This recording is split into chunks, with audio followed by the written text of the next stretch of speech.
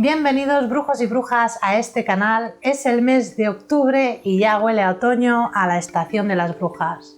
En el capítulo anterior abordábamos las descripciones hábiles del autor de cómo tramar un personaje diabólico, para así poder justificar todas las desgracias que podían existir en el mundo. Pero ahora nos toca hablar sobre el papel que aborda el personaje de la mujer, la practicante de las artes antiguas, la que pacta con los espíritus. Sin ella esta obra no hubiera tenido ningún sentido. Y es que durante toda la obra se describen a la perfección todos sus actos. En realidad es una suerte de heliocentrismo lo que nos ofrecen al relatar con burdo desprecio aquello que, según el autor, es la causa de todos los males. Así que vamos a ver ¿qué nos relata? Para empezar, nos encontramos con la imagen de la partera, que en realidad yo he querido omitir por lo desagradable del asunto, por aquello que matan niños y eso. En realidad la partera encaja en las descripciones de la bruja, pero ella tiene su oficio particular, que es el de asistir al parto.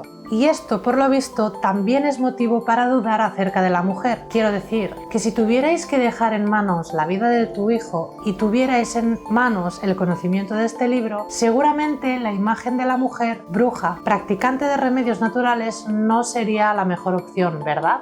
Y es que en el transcurso de la historia la mujer partera también sufrió discriminación en el área de medicina. Sigamos con las descripciones de la bruja. Os mencionaré, para no omitir en este vídeo y este trozo de la lectura, la descripción que tienen para la partera. Las parteras, que son brujas, hacen morir de diversos modos lo concebido en el útero, procurando el aborto, y cuando no hacen esto ofrecen los niños a los demonios. Algunas brujas, yendo contra la inclinación de la humana naturaleza e incluso contra la de todas las bestias, exceptuando únicamente a la loba, tienen el hábito de despedazar y comer niños. Y eso es lo que se menciona. Parece rondar la idea de la comparativa entre la sociedad y los animales, muy típica también en los poemas rúnicos de la cultura germánica. Creo que esta semejanza que quiso hacer el autor podría basarse en la tradición más ancestral que nuestra historia de la humanidad tiene, que es el chamanismo. Podría ser que este hombre quisiera darle más fuerza a su relato adquiriendo similitudes. Las brujas eran sospechosas por celebrar asambleas secretas, por realizar asambleas en granjas aisladas durante los tiempos sagrados del año, en el campo o los bosques, de día o de noche. También por vivir apartadas o por no frecuentar los sacramentos durante el tiempo habitual y de forma corriente, o por contraer secretas familiaridades con brujas abiertamente sospechosas, donde se considera la enormidad de los crímenes de las brujas. Todo ello es materia predicable. Aquí es cuando entramos en materia de teología. Se menciona por primera vez la herejía como acto ilícito y una estrecha vinculación entre la bruja y el pacto con el demonio. Se aborda profundamente la comparación de los actos de las brujas como mera delincuencia común. Y es que no hay nada más herético que una bruja, incluso mucho más que un malhechor. El pecado que se comete por malicia es mucho más grave que el que se comete por ignorancia. Pero las brujas cometen pecados de este género, porque ellas pueden causar todos los males en los bienes de la naturaleza. Las brujas y los demás criminales pecan haciendo el mal, que lo es bajo los dos aspectos, en sí y por prohibición, como son los homicidios y otras cosas prohibidas. Luego sus pecados son más graves que los otros. Así que tenemos una radiografía de la creencia rancia de la época en la comparación de la bondad y la maldad. Se expresa por el nombre de herejía, que es también apostasía de la fe y que hace de toda su vida un pecado. La infidelidad es el pecado que consiste en renegar de la fe, lo cual puede hacerse de dos maneras: que se diga no a la fe aún no recibida o que se diga a la fe ya recibida. En el primer caso se encuentra la infidelidad de los paganos y de los gentiles. En el segundo, o bien se dice no a la fe cristiana recibida en figura, y esta es la infidelidad de los judíos, o bien se dice no a la manifestación actual de la verdad, y esta es la infidelidad de los herejes. De aquí queda claro que la herejía de las brujas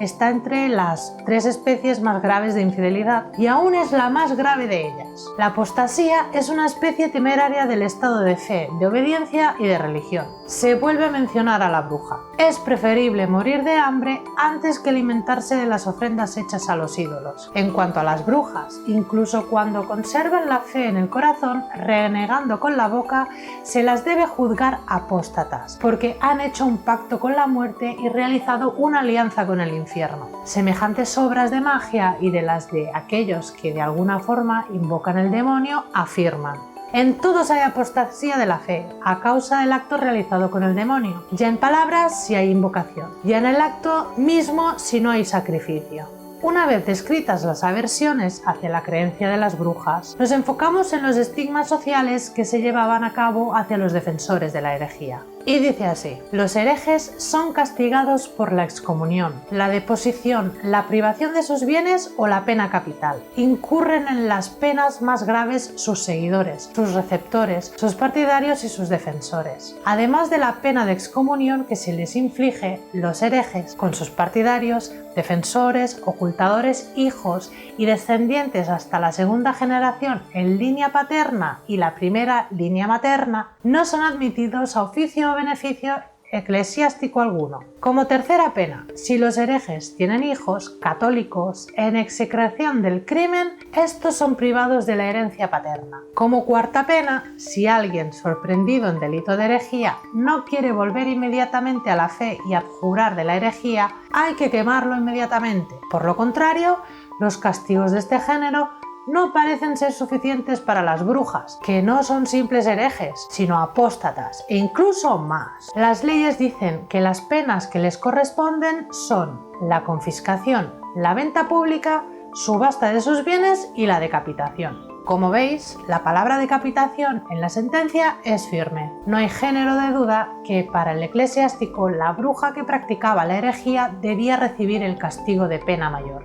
En torno a esta idea tenemos un concepto que, si creemos en las leyendas y el folclore popular, debemos conocer muy bien, que es la superstición. La superstición, que os describiré más adelante cuál es su significado o importancia, tiene sus matices y su peso en las leyendas que muchos de vosotros ya debéis conocer, pero el autor nos quiere describir una escena macabra que relata como si tuviera la certeza de que estos actos también eran reales, y es el siguiente. Cuenta que ocurría el rumor de que una mujer que había muerto y había sido enterrada había comido poco a poco el sudario en el que se encontraba amortajada y que la epidemia no cesaría en tanto ella no hubiera comido el lienzo y lo hubiera digerido.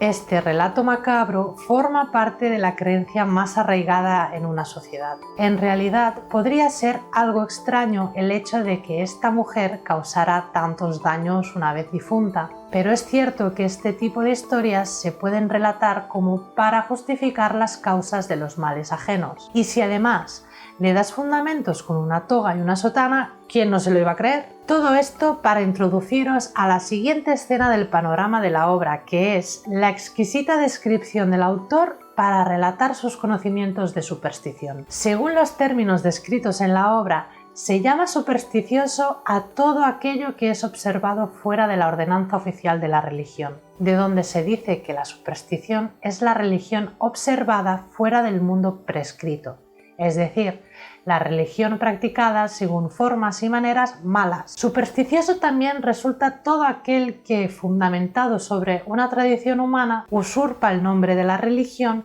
sin el apoyo de una autoridad superior, como es el añadir himnos a la misa, interrumpir el prefacio de difuntos, resumir el símbolo que ha de cantarse en la misa, o bien cantar con órgano y no a coro, no tener copia de ayudante para la misa y otras cosas parecidas. Una práctica que he querido destacar que se describe en la lectura es la siguiente. Cuando las brujas no desean ser transferidas corporalmente, sino únicamente percibir por medio de la imaginación cuanto han perpetrado sus colegas también brujas, su práctica habitual consiste en recostarse sobre el lado izquierdo en el nombre del diablo y de los demonios, y entonces estas cosas les son reveladas en visión imaginativa. Y si desean saber de los demonios cualquier cosa oculta, bien para ellas mismas o para otros, entonces ellas lo saben de los demonios en base de un pacto realizado de alguna manera por medio del sacrificio de un animal, alguna súplica sacrílega y alguna demostración de culto de latría, pero sobre todo ofreciéndose ellas en cuerpo y alma a los demonios y renegando por completo de la fe.